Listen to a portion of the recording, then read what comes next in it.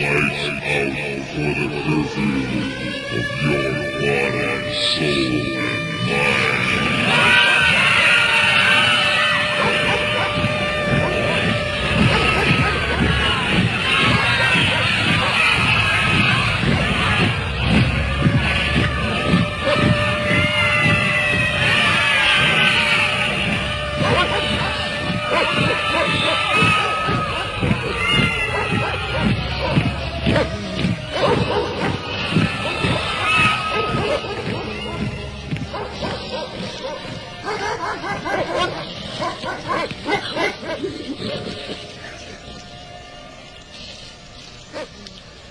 You're listening to The Hour of the Time. I'm William Cooper. And before we get into the real...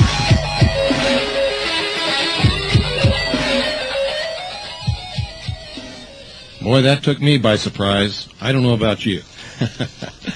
We're having problems with some of our equipment here. We have been, and it's old. It's really old. I mean, this equipment has really been put through the mill. So, sometimes it decides to take off on its own. And sometimes it decides not to do anything. And, of course, that causes some problems. Before we get into the real subject of tonight's broadcast, ladies and gentlemen, I want to cover a few things here that I think need to be talked about. One is... I've explained to you a long time ago that there are Russian teams here to supervise the disarmament of the United States military forces, in particular our Strategic Air Command and our ballistic missiles. This appeared in the Arizona Republic Sunday, October 29th, 1995, under Nation. Ceremony lays Cold War to rest. Russian-American destroy missile silo. Associated Press. Whiteman Air Force Base, Missouri. It was a Russian's Cold War dream. Pavel Grachev triggered an explosive charge Saturday that destroyed a United States missile site that once housed a rocket ready to deliver a nuclear payload to his country. The first foreigner to blow up a United States missile silo is the Minister of Defense of Russia. How about that? This is one of the most memorable days of my life, he said. Not only my children, but my grandchildren will be talking about this event for many, many years to come. I think a lot of people are going to be talking about it for many, many years to come when they find out how they've been scammed. Ladies and gentlemen, lied to, deceived, manipulated, bullshitted, whatever you want to call it. It's not good for us. And this next one is kind of hard for me to do, because this gentleman has been a contributor at times, but this time he's just gone too far. He's supposed to be one of us, but just about regularly on clockwork, once a week, I get a letter from this gentleman berating me for things that I never did and never said. It's apparent that he's got a screw loose, and I hate to have to do this, but I am. I'm going to read this letter on the air. It says, Bill, well, your loving efforts of hate have borne fruit. Enclosed, please find a copy of a newsletter. I ceremonial burned the original, where the concept is presented that homosexuals were responsible for the destruction of all the past great civilizations and are implicated as the most powerful force behind the New World Order. Now tell me, is this the truth? Do you see what you have perpetrated? Are you proud? I thought it was not possible for such a small minority, such as the 3.8% of Jews in America, to gain control over the rest of a society. I thought that if they were to do this, then they would inevitably be regarded as smarter, and perhaps by that argument superior to the rest of society. I guess we can expect more gay bashings and lynchings in the future. Fortunately, the New World Order is further along in its presentations of the inequities of the fundamentalist religions, then those religions are on the rebound, grabbing on hypocritically to the tails of the freedom movement as they are, and dragging it to a slow ideological halt. Now, I'm not going to read his name on the air simply because he has made contributions in the past, but he's gone off the deep end. He somehow is attributing to me what somebody else said about homosexuals. And ladies and gentlemen, you've never heard me say anything in my life against homosexuals, except that I don't want them to try to put their homosexuality over on me or my children. That's all. I believe in liberty. I don't care what homosexuals do in the privacy of their bedroom together with consenting adults. That doesn't bother me at all. If they're doing it with children, that would bother me. But so would a heterosexual doing something with children bother me. You understand what I'm saying? But every week, this guy writes me a letter attributing to me something that I never said and never did. He is a member of the intelligence service in Kaji, and as of this moment, his membership is terminated. Because I think he's got a screw loose, and we can't have people with screw loose running around in our organization. I thank him for the contributions that he has made, but in the future he'll have to make his contributions elsewhere. I don't care what his personal beliefs are. I never have. But I do care when somebody demonstrates a lack of intelligence, and when they pretend to be on our side and can't even understand what it is that we're saying. So, please, sir, take your ravings elsewhere. I don't want to deal with them anymore. I have conveniently ignored them in the interest of liberty and giving you your opportunity to be whoever the world you want to be. But when you make that kind of attack upon me, when I've never said any such thing or done any such thing and don't ever contemplate doing any such thing, and if I were to read all of your letters on the air, I've got to tell you, somebody would be at your doorstep with a straitjacket tomorrow morning, if I were to give them your name and address, which I won't, so don't worry about it. Folks, this is going to be an interesting trip into the mind of the mysteries. So stay tuned, and make sure you've got pen and paper handy as we continue with our excursion into the conflict between Freemasonry and Christianity.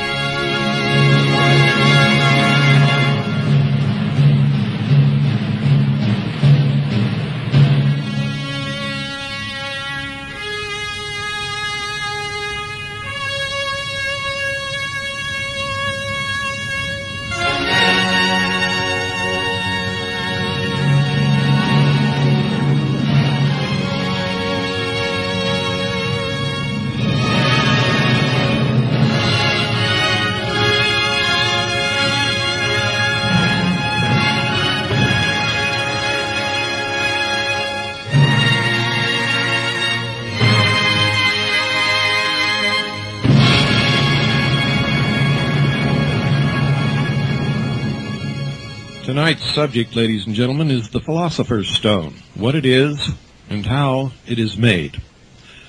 Those who have studied the writings of the ancient alchemists have always been much mystified by what is said concerning the Philosopher's Stone and the process of transmuting the base metals into gold.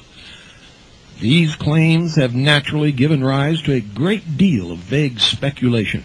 From time to time, students have asked for a direct statement concerning this subject of paramount importance, and as we are standing upon the threshold of a new age, where this precious jewel, with all of its power, will be evolved and possessed by a considerable number of people, we feel that it is important to divest the subject of all the mystery that surrounds it and speak in plain terms concerning the matter.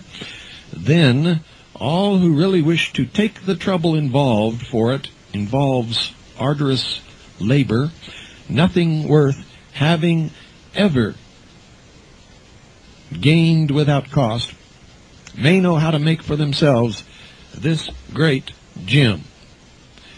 We are taught that in the beginning, God created heaven and earth, the whole universe, in fact, and we understand that this great creative force expresses itself either as will or imagination. Now, by imagination, the great architect of the universe must first have visualized everything as it now is, or as it was first created, and then, by his will, the physical atoms were marshaled into this matrix of thought, thus gradually bringing the universe into manifestation as designed by its creator. Nor is this process complete, but will continue until the whole has become perfect as originally designed. The divine hierarchies who have carried out the plan of the great Creator also used the same dual creative force when fashioning the crystal in the mineral, the leaf of the plant, or the shape of the animal. Their powerful imagination pictures in the archetypal region of the earth that which they desire to create, and their concentrated will molds the coarser matter into this matrix until it assumes a definite physical form as desired. Man, the spirit, has a like creative power, and has through ages, under the guidance of the gods, plural, learned to build bodies of increasing value as instruments for his expression. But his pilgrimage through matter was undertaken for the purpose of making him an independent creative intelligence, and to attain that end, it was necessary that he should, at the proper time, be emancipated from the guardianship of the gods, so that he might learn to create not only for himself, but also to aid and to teach others in the great school of life. During the course of his evolution, man has become more and more enlightened concerning the mystery of life, but nevertheless, it is only a few hundred years ago when life and liberty were endangered by the expression of opinions in advance of the commonly accepted views. It was for this reason that the alchemists, who had studied more deeply than the majority, were forced to embody their teachings in highly allegorical and symbolical language. Their teaching concerning the spiritual evolution of man, and their use of the terms salt, sulfur, mercury, and azoth, so mystifying to the masses, were nevertheless rooted in cosmic truths, highly illuminating to the initiate. The students of the Rosicrucian teachings, who have learned how the world came into being and the process of gradual creation, should have no difficulty in properly understanding every part of the alchemist's language. We know in the first place that there was a time when man in the making was a hermaphrodite, male-female, and able to create from himself. And we remember also that at that time he was like the plant in other respects. His consciousness was like that which we possess in dreamless sleep, and which is possessed by the plant. The vital energy which he absorbed into his body was used solely for the purpose of growing until the time of propagation came, when a new building, or I should say, when a new budding body was cast off to grow also. There was no incentive to action, but if there had been, man would have had no mind or will to direct it. For the emancipation of humanity from this negative condition, one half of the creative force was turned upward under the direction of the angels for the purpose of building a larynx and a brain, that man might learn to create by thought as do the divine hierarchies, and express the creative thought in words. Thus man ceased to be a physically hermaphrodite and became unisexual. He can no longer create from himself physically, as do the hermaphrodite plants, nor psychically, as do the Elohim, the male-female hierarchs, in whose image he was originally made. And thus he occupies at the present time an unenviable intermediate position between the plant and the God. At the time when one half of the human sex force was diverted for the purpose of building the brain, men were helpless and lacking in knowledge of how to overcome conditions. They didn't even have the consciousness to know that there was a difficulty, and had no outside help been given, the race must have died out. Therefore the angels from the moon, who were the guardians of mankind, herded the sexes together in great temples at times when the interplanetary lines of force were propitious to propagation, and thus they perpetuated the race. It was also proposed that when the brain had been completed, the lords of Mercury, elder brothers of our present humanity, who excelled in intelligence, should teach us how to use the mind and to make it truly creative, so that we would no longer be dependent upon the separate sexual process of generation now in vogue. Thus, by the work of these two great hierarchies, we were raised from unconsciousness to the first stage of creative intelligence, from plant to God. Now, for those of you who may have just tuned in, ladies and gentlemen, I want to assure you that these are not my beliefs. In fact, I've studied the mysteries and studied this secret religion for many, many years, and I can tell you it's absolute, complete, and utter bullshit. It's a con job used to convince those idiot followers who join these organizations knowing nothing about them, so that they can slowly be indoctrinated into the new religion of the New World Order, which is supposedly coming, if we're unable to stop it, in the new age of Aquarius, which will create literally a new heaven and a new earth, and usher in the reign of totalitarian socialist world government upon this earth. It will take the form of a religious and political charismatic leader who is said to be ready to unite the world as one, in peace forever, in one world government, one world religion, and a new sixth root race. In their literature and in their explanations and their esoteric teachings, which you must understand the symbology of in order to be able to understand the meaning, this means the dissolution of all nation states, the destruction of all individual national sovereignty, the elimination of nationalism and patriotism. In fact, these ideals or ideas will be called a psychotic mental illness. People who believe in that way, according to those who are bringing about this new world, will be exterminated.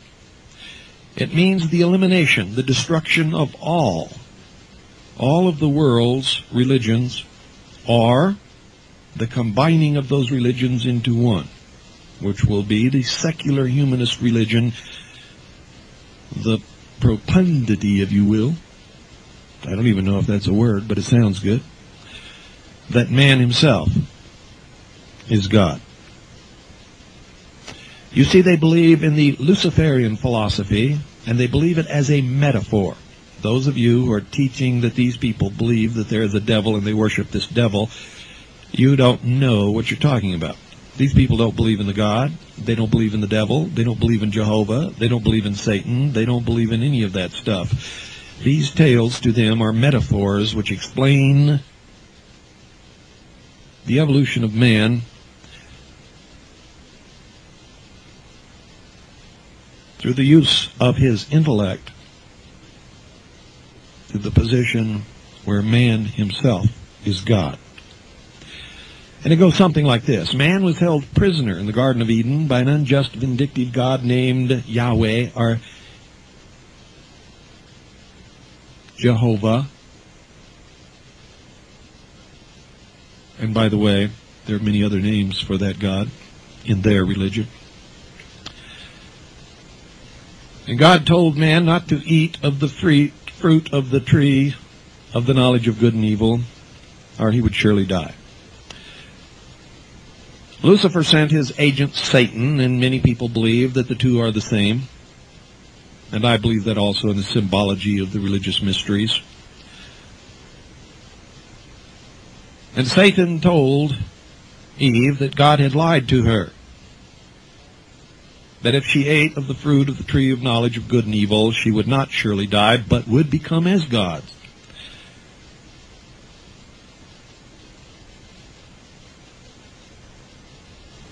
And that man was being held back from his true destiny by this jealous, vindictive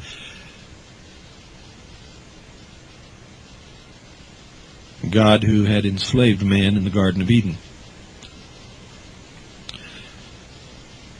So, the apple, which represents the fruit of the tree of the knowledge of good and evil, is really representative of the gift of intellect, which in the mysteries is what they believe Satan, our Prometheus, who brought man the gift of fire, really gave to mankind. And through the use of that intellect, man himself will evolve until he himself becomes God. And they believe that this gift was in particular given to the white races, or race, I should say, and that part of the duty of the white race is to help the inferior races, or the darker races, in their evolution. Which means, if need be, get rid of some of those races if they're incapable of evolution. And in particular in their writings, it is the black and Hispanic races which they call the useless eaters. They have a particular hatred for Orthodox Jews, the followers of the Prophet Muhammad, and fundamentalist Christians. Doesn't matter what you call yourself, doesn't matter what denomination, doesn't matter what dogma you believe in. All scheduled for elimination.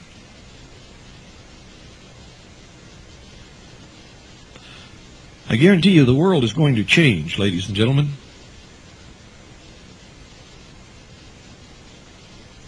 Those who do not participate in the changing of it will be the inheritors of whatever the changers bring about for them. So it makes no difference whether you believe in what you're hearing tonight, which, by the way, is being read verbatim from a book written by the highest priests of the mysteries, revealing the truths that are hidden behind the veil of the lodge without windows. And it was meant for those who are the initiates only. and of the highest degrees. Those in the lower levels are incapable of understanding this, just as new listeners tuning in tonight haven't got the slightest idea what we're talking about.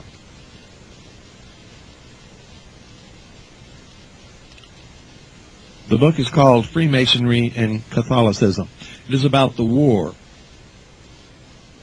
between the sons of Cain and the sons of Seth, the philosophers of fire and those of the waters of faith. You can laugh at it if you want.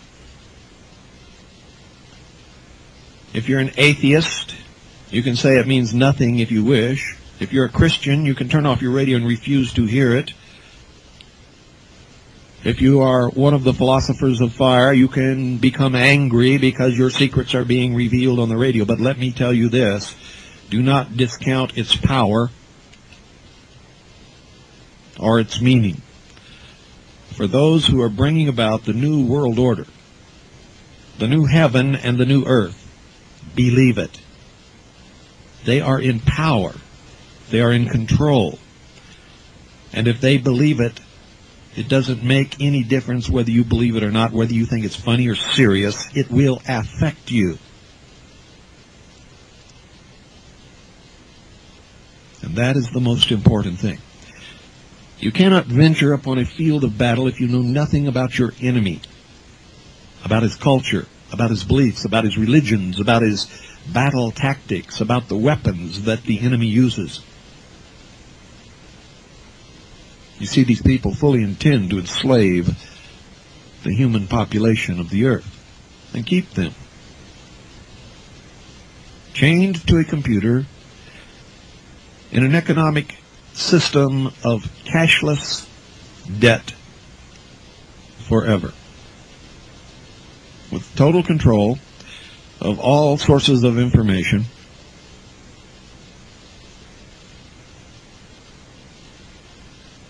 and the elimination of anyone who dares to speak a philosophy that is not accepted by this new philosophy, which, by the way, isn't new at all. It's ancient. You can trace it all the way back to Babylon. So, let me continue with this after a very, I hope, short break, ladies and gentlemen. And I really hope that you're able to hear this well on shortwave, and if you're not, I hope you ordered the tape. You can order any tape of the hour of the time. If you're a member, they're $8 per tape. If you're not a member, they are $10 per tape. Make check or money order payable to Annie, A-N-N-I-E. Make sure that you specify the date of the broadcast and the subject as near as you can determine what the subject is. And address your envelope to the Intelligence Service, Post Office Box 1420, Sholo, Arizona, 85901. That's P.O. Box 1420, Sholo, spelled exactly as it sounds, Arizona, 85901.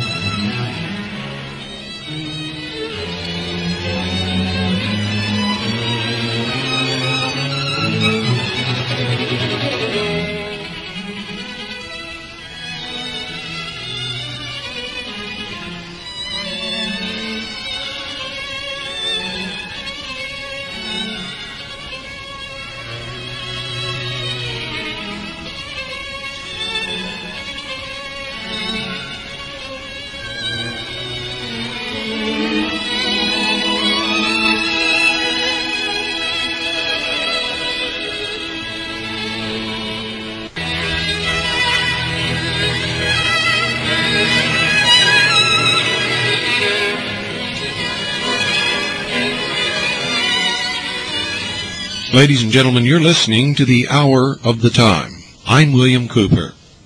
We're brought to you on WWCR Worldwide Shortwave Radio 5.065 megahertz and on Galaxy 6, which on most of your satellite receivers will be satellite G2, transponder 14, 7.56 audio. You would not be listening to this broadcast were it not for Craig Smith and Swiss America Trading. Craig is a deeply religious Christian man who has been aware that something is deeply, deeply wrong with this country for many years. He has faithfully supported and sponsored Patriot broadcasts over the last at least 5 years that I'm aware of. Craig has gambled that his firm would be able to help those in need of a real commodity that will not disintegrate over a period of time and that will not lose its value no matter what happens to the economy.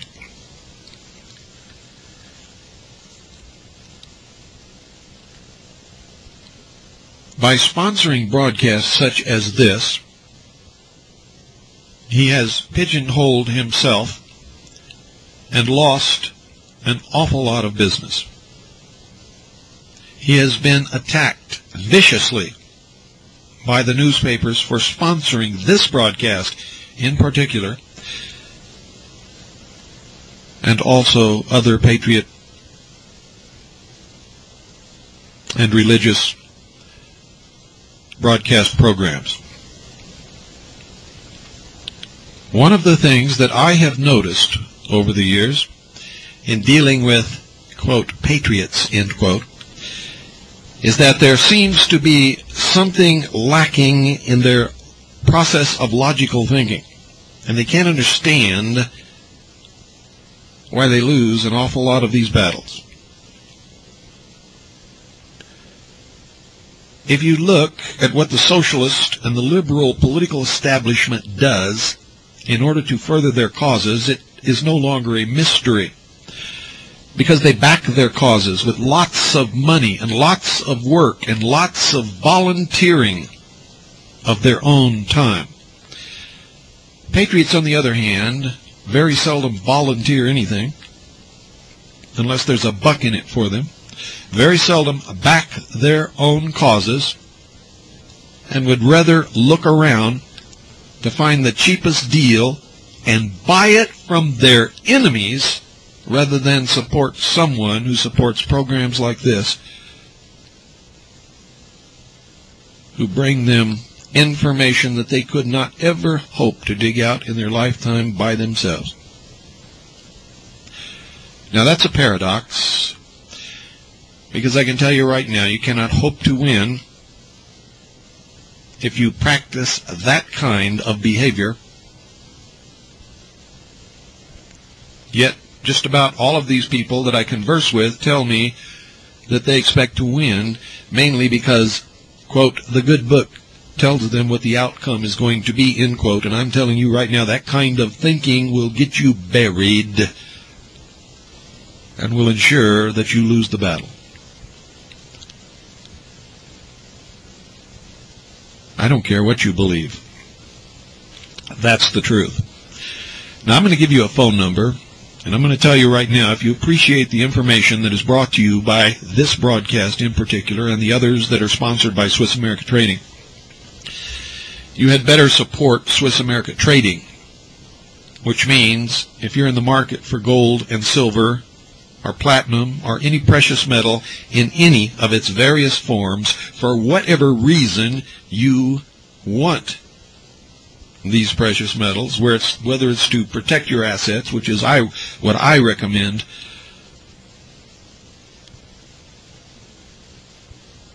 real money for, and it is real money. It is the only real money. or whether you're investing to make a profit, I don't care. If you care about this country and you care about liberty and you care about this broadcast, you had better care about doing business with Swiss America Trading. I got a letter the other day from a guy who said he appreciates my program, really enjoys the information. He's a patriot, loves this country and loves liberty, but when it comes to buying precious metals, he's going to go to the cheapest source. He doesn't care who's selling it, and he doesn't care what I think about it, and he's tired of telling me that he's doing wrong when he does that. Well, that's tough, because I'm never going to stop telling you that you're doing wrong when you do that, especially if you're buying it from the enemy. That really makes a lot of sense, bud. You got some big brain power there, and I'm just so proud of you. Call Swiss America Trading, 1-800-289-2646, or 1-800-BUY-COIN. There's about 1 million reasons why you should, other than what I just gave you, and if you listen to this program regularly, or have been regularly, then you know what those reasons are. If you haven't, and you keep listening regularly, you will soon find out. Ladies and gentlemen, there has to be a time in your life when you understand what the stakes are involved in this battle. And once you discover that, you have to get serious and step out on this battlefield with those of us who are fighting this battle, actively taking the shots.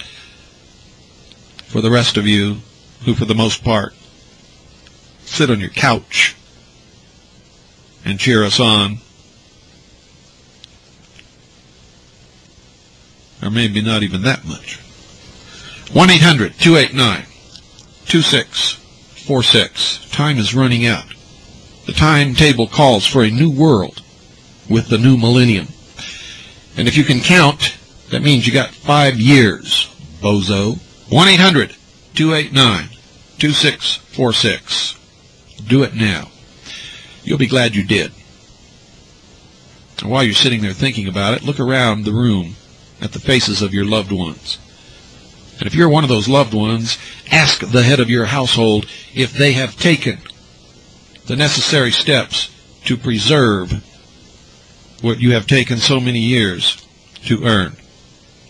And if the answer is no, then they must make this call. If they don't make the call, they don't love you. And that's the truth. 1-800-289-2646.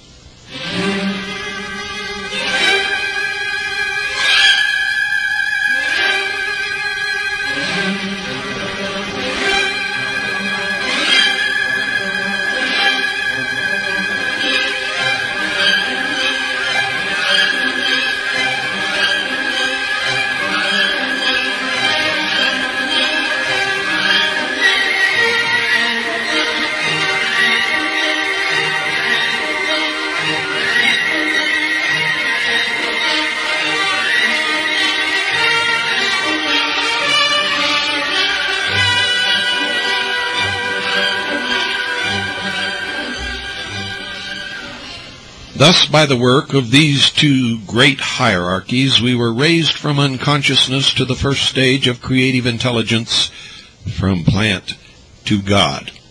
If that doesn't give the whole thing away, I don't know what will. And they go on. We have also learned that this plan was frustrated by the Lucifer spirits, stragglers from the humanity of the moon period, who live upon the planet Mars. They needed a physical field of action, but were unable to create one for themselves. Hence, for selfish reasons, they taught humanity how, by cooperation of the sexes, a new body may be created at any time. And in order to give an incentive, they instilled into mankind the animalistic, passionate nature which we now possess. Thus, to the ancient alchemists, the angels from the moon, which rules the saline tides of the sea, were designated by the term salt. They had found that a certain amount of salt in the blood is necessary to the mental processes Also that excess of salt in the blood produces insanity, as best proven by the experiences of shipwrecked sailors who became lunatics when they drink water containing the lunar element salt. Thus also they established a connection between the moon and mind. The fiery Lucifer spirits, who have taken such a baneful part in man's evolution, became associated with the fiery element sulfur. The alchemists said that man is rendered unconscious and dies by continuous inhalation of this element. So man, the spirit, was rendered unconscious of and dead to the spiritual realms by the teachings which were instilled into him by the Lucifer spirits. These are the spirits of the material world. The metal mercury, they contended, is the most elusive of all metals. It will penetrate and evaporate through most substances with which it is brought in contact, and therefore they likened it to the lords of mercury, who are past masters in penetrating the secrets of nature by the mind. Mercury is also capable of freeing the spirit from its physical prison house. By the process of generation, carried on at a propitious time under the guidance of the angels, man was treading the path from plant to God, following the highway of evolution as originally planned. They call this God's plan. From this path he strayed into the byway of degeneration, led by the Lucifer spirits, and is therefore now, as it were, in a slough from which he cannot extricate himself, save with the help of others further advanced than he. Now, for those of you who may have just tuned in tonight, I should say, this is, I don't know, probably broadcast number 4 or 5 in this series. You can order the other tapes. And if you'd like a tape list, send $1. Specify that you would like to have an information package. Send it with a self-addressed stamped number 10 size envelope to the Intelligence Service, Post Office Box 1420, Sholo, Arizona 85901. At the end of this broadcast, this address will be repeated. From this path he strayed into the byway of degeneration, led by the Lucifer spirits, and is therefore now, as it were, in a slough from which he cannot extricate himself, save with the help of others further advanced than he. When this becomes apparent to him, and he starts to search for light, he stands at the pathway of regeneration, guarded by the lords of mercury, who with their wisdom will guide him toward the desired goal. The method, as outlined by the ancient alchemists, we shall discuss when we have summed up in a few words the points made. These must be firmly fixed in mind to appreciate the full value of what follows. The creative force used by God to bring a solar system into manifestation, and the force used by the divine hierarchies to form the physical vehicle of the lower kingdoms over which they rule as group spirits, expresses itself in a dual manner as will and imagination, and is the same as the united creative force of the male and the female, which results in the creation of a human body. At one time, man was bisexual, male-female, and therefore each was able to propagate his species without assistance from anyone else. But one half of the creative force has been temporarily diverted upwards to build a brain and larynx in order to enable him sometime to create by his own mind, to form thoughts and speak the word of power that shall make his thoughts flesh. 3 great creative hierarchies were particularly concerned in bringing about this change: the angels from the moon, the Mercurians, and the Lucifer spirits from Mars. The alchemists connected the angels from the moon, which rules the saline tides, with the element salt, the Lucifer spirits from Mars with the element sulfur, and the Mercurians with the metal mercury. They used the symbolic presentation partly because of the religious intolerance which made it unsafe to promulgate any other teaching than that sanctioned by the Orthodox Church of that day, and partly because humanity as a whole was not yet ready to accept the truths which were embodied in their philosophy. And that's the biggest bunch of baloney you'll ever hear. They have intentionally withheld the truth of their religion, the truth of their philosophy, the truth of the great body of knowledge which they have collected and hoarded and concealed from the public over the ages, in order to be able to control what they call the masses. They also spoke of a fourth element, Azoth, a name composed of the first and last letters of our classical languages and intended to convey the same idea as Alpha and Omega, that of all-inclusiveness. This referred to what we now know as the spiritual ray of Neptune, which is the octave of Mercury, and which is the sublimated essence of spiritual power.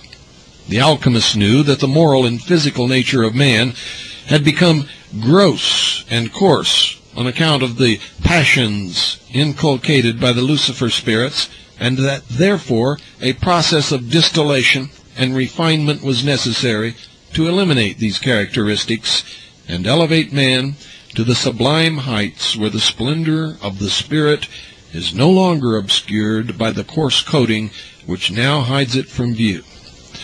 They therefore regarded the body as a laboratory and spoke of the spiritual processes in chemical terms. They noted that these processes have their inception and their particular field of activity in the spinal cord that forms the link between the two creative organs, the brain, which is the field of operation for the intellectual Mercurians, and the genitals, which are the vantage ground for the sensuous and passionate Lucifer spirits.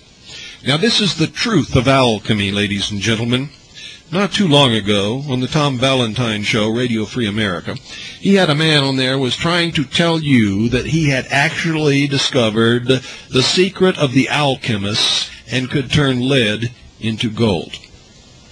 He was lying, and Tom Valentine knew it. And it's one of the ways that you're kept spinning around in little circles, little eddies beside the river, while the mainstream passes you by.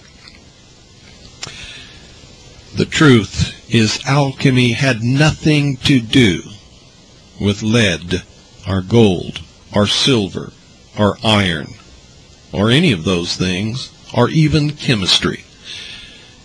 It was a hidden and esoteric and occult language which hid the true belief, philosophy, religion, if you will, of those who call themselves the philosophers of fire.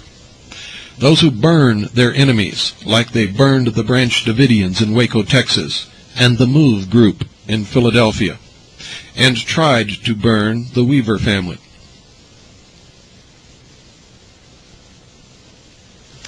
This tripartite spinal cord was to the alchemists the crucible of consciousness. They knew that in the sympathetic section of the cord, which governs the functions that have to do particularly with the upkeep and welfare of the body, the lunar angels were specially active, and this segment was therefore designated as the element salt. The segment governing the motor nerves, which expend the dynamic energy stored in the body by our food, they saw clearly to be under the dominance of the martial Lucifer spirits, and they therefore named that segment sulfur. The remaining segment, which marks and registers the sensations carried by the nerves, was named mercury, because it was said to be under the dominance of spiritual beings from Mercury. The spinal canal, contrary to the ideas of anatomists, is not filled with fluid, but with a gas that is like steam, and that it may be condensed when exposed to the outside atmosphere, but may also be superheated by the vibratory activity of the spirit to such an extent that it becomes a brilliant and luminous fire. the fire of purification and regeneration. This is the field of action of the great spiritual hierarchy from Neptune, and is designated Azoth by the alchemists. This spiritual fire is not unlike in every man, nor is it as luminous in one as in another. The state thereof depends upon the spiritual advancement of the person in question.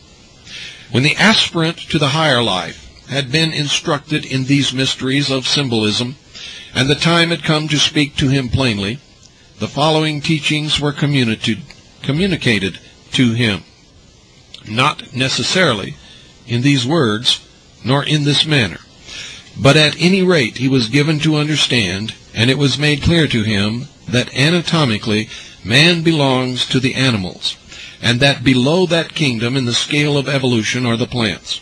They are pure and innocent. Their propagative practices are untainted by passion, and their whole creative force is turned upwards toward the light, where it manifests as the flower, a thing of joy and beauty for all to behold, the rose. Yet the plants are unable to do otherwise, for they have no intelligence, no consciousness of the outside world, and no free will in action. They can only create in the physical world, however. Above man in the scale of evolution are the gods, creators upon the spiritual and physical planes. And notice, ladies and gentlemen, they don't believe in one God, they believe in gods. They also are pure as the plants, for their whole creative force is also turned upwards, and is expended in whatever manner their intelligence directs. And knowing good and evil, they are always do good by choice. Between the gods and the plant kingdom stands man, a being endowed with intelligence, creative power, and free will to use it for good or ill.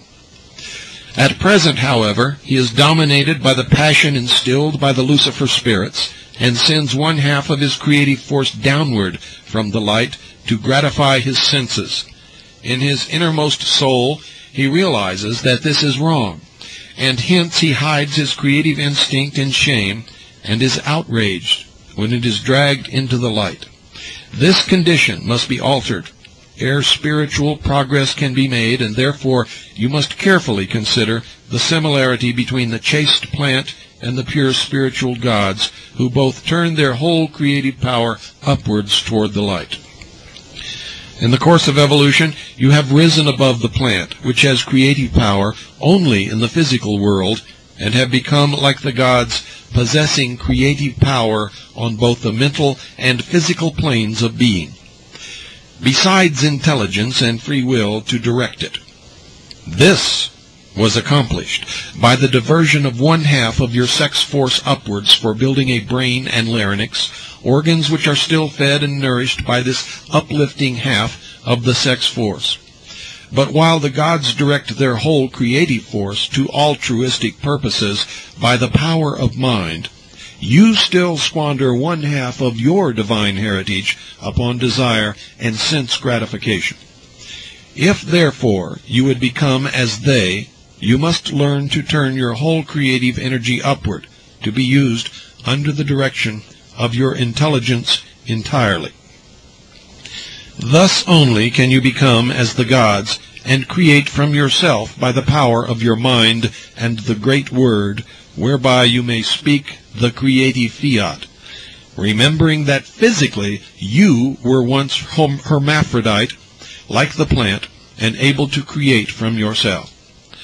Look into the future now through the perspective of the past, and realize that your present unisexual condition is only a temporary phase of evolution, and that in the future your whole creative force must be turned upwards, so that you shall become a hermaphrodite spiritually, and thus able to objectify your ideas and speak the living word, which shall endue them with life and make them vibrant with vital energy. This dual creative force, thus expressed through the brain and larynx, is the elixir vitae, which springs from the living stone of the spiritually hermaphrodite philosopher. The alchemical process of kindling and elevating it is accomplished in the spinal cord, where the salt, sulfur, mercury, and azoth are found. It is raised to incandescence by high and noble thought, by meditation upon spiritual subjects, and by altruism expressed in the daily life. The second half of the creative energy thus drawn upward through the spinal canal is a spinal spirit fire, the serpent of wisdom. Gradually it is raised higher and higher, and when it reaches the pituitary body and the pineal gland in the brain, it sets them to vibrating, opening up the spiritual worlds and enabling man to commune with the gods.